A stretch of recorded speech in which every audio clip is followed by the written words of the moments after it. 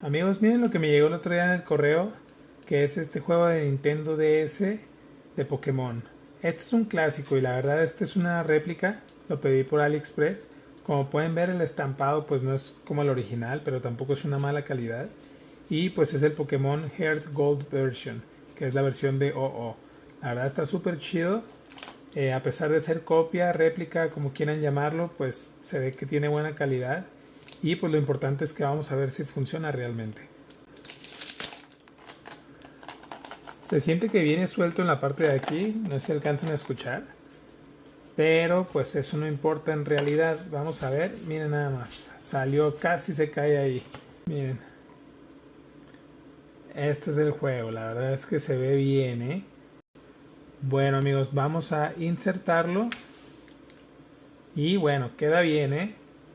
Vamos a ver, ¿servirá o no servirá? Vamos a ver qué es. Ah, miren, aquí está. Pokémon Heart Gold.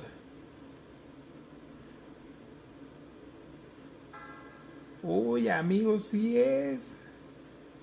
Y sí sirve.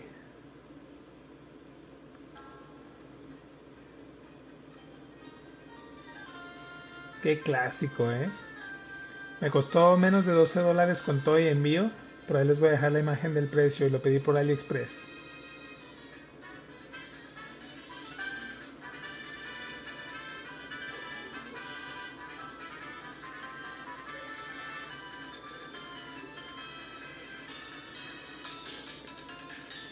Qué clásico, amigos. Sí sirve y está súper bien, ¿eh?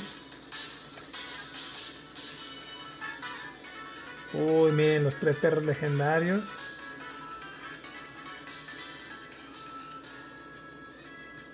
Y el equipo Rocket, claro, no puede faltar el equipo Rocket.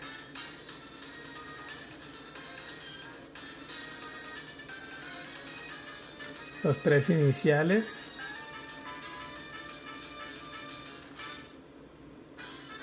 Qué excelente presentación, ¿eh? Miren nada más, amigos. Oh, volando ahí.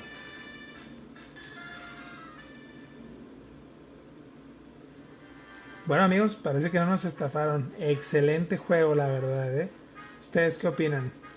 ¿Se lo comprarían por AliExpress o no? Déjenmelo saber en los comentarios.